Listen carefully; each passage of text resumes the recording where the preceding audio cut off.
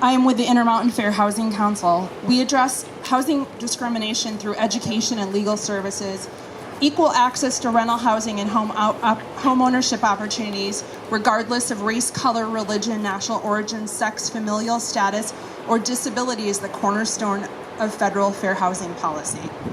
As a representative of fair housing, we've been assisting the Ridenbaugh community for well over 2 years, ever since it first emerged that a St. Louis-based company targeted their homes for demolition and redevelopment for a large student housing complex. At that time, we warned the city about the impact of losing 23 units of accessible, affordable housing, which was home to a significant number of protected classes. Our naturally occurring affordable housing stock was already suffering widespread losses due to growth pressures and commodifying trends in the housing market, conversion to short-term rentals, owners selling to cash out, Wall Street investors and speculators buying up housing to flip for much higher rents, and as we see with the Ridenbaugh Place apartments, investors redeveloping existing affordable housing and mass evicting tenants. The loss of the Ridenbaugh apartments just exacerbates Boise's already full-fledged crisis of housing affordability. Despite the vigorous community opposition to CDG subtext plans, the community failed to stop the project, but was successful in getting some relief on behalf of the tenants.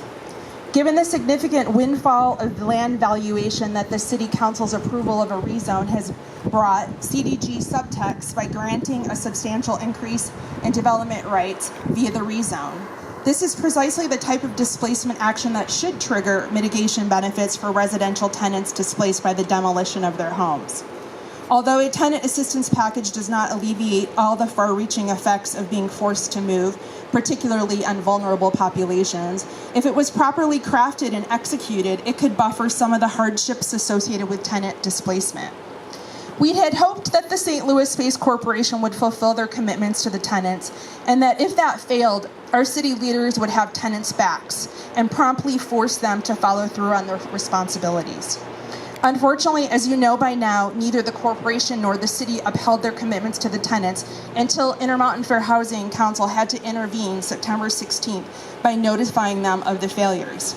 Both IFHC's letter and another handout, both circulating here, outline the long list of process failures and broken promises by both the city and the developer to the Ridenbaugh residents.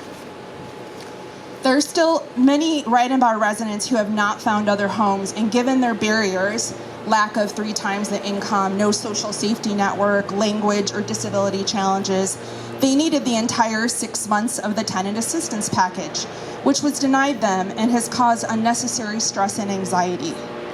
It is only because of the intervention by IFHC on September 16th that the developer began working in earnest with the remaining tenants at the 11th hour. We recently discovered that the developer is already moving ahead with redevelopment plans and has submitted building permits for their new project and even a demolition permit for Ridenbaugh apartments. However, as a community, we need to ensure that all tenants are given the time, resources, and assistance necessary to find appropriate homes on their own schedule, however long that may take, and not permit the developer's last-minute rush to push them out.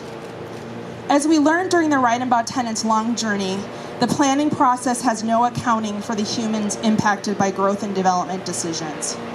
We know this will only accelerate as Boise is experiencing unprecedented growth pressures. As a community moving forward, we need to address the role new development plays in the displacement and how it's the city's responsibility to use its zoning powers to, quote, affirmatively further fair housing. Affirmatively furthering fair housing is a rule passed by HUD in 2015 that requires cities and towns that receive HUD housing or urban development funds to examine whether there are barriers to fair housing patterns or practices that promote bias based on any protected class, and to create a plan for rectifying fair housing barriers. The intention is to remedy past injustices, promote equal housing opportunities, and to level the playing field so that all neighborhoods and citizens are provided quality housing. Going back to 2016, the city's newly created Fair Housing Plan identified the failure to preserve and produce housing affordable to locals as a significant barrier. It plainly identified the loss of affordable housing stock has a disparate impact on people who are historically discriminated against in our community. People with disabilities, particularly veterans and seniors, families with children, and people of color. Boise's housing market is a perfect storm right now, exacerbated by the fact that zero subsidized affordable housing came online in Boise from 2010 to 2015. The city was already well behind the 8 ball. Adding to this deficit, almost 100% of new construction projects approved down at City Hall are being built for an upscale market and aim to cash in on more well-heeled new residents. And worse yet, Boise sets nationwide records this year for the largest jump in rental rates in over 1 year during a global pandemic and reached rare double-digit increase of 12.4%. Change is being considered right now to Boise zoning laws, absent any affordability or anti-displacement measures, will actually supercharge the targeting for redevelopment of the low-hanging fruit of our existing affordable housing stock, like Ridenbaugh. What is happening to this community is simply the leading edge of more mass evictions for redevelopment, unless we as a community embrace a radical course correction. If current development trends continue, this leads to more people being rent burdened, priced out of their community, or forced into living doubled up in substandard housing or shelters and even homelessness. A city has a moral and legal responsibility to affirmatively further fair housing that addresses systemic housing issues and provides equitable, affordable, and accessible housing across the city. The city needs to institute the 3 Ps: produce actually affordable housing, protect tenants, and preserve existing affordable housing. Boise's housing is an essential resource in our community, just like the foothills, parks, greenbelt, and the river.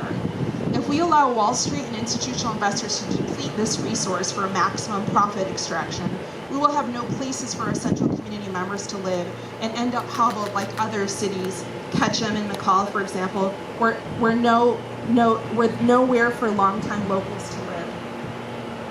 We must recognize the critical role new development plays in a city. It can either foster healthy, vibrant communities, or it can lead to more expensive, wealthier, whiter, less diverse cities. From my fair housing perch, we seem to be on the track for the second option now.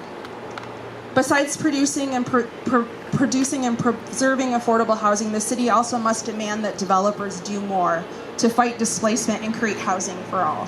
Boise must support aggressive new housing policies that center the issues of fairness and equity.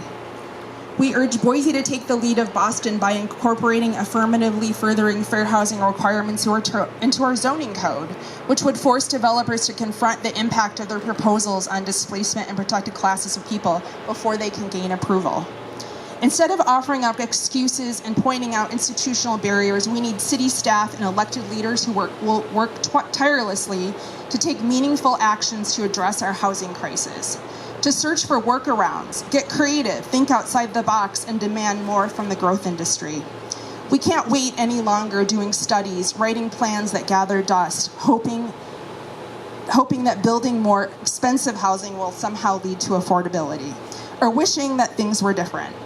Real people are suffering in the current market, and they need our help now.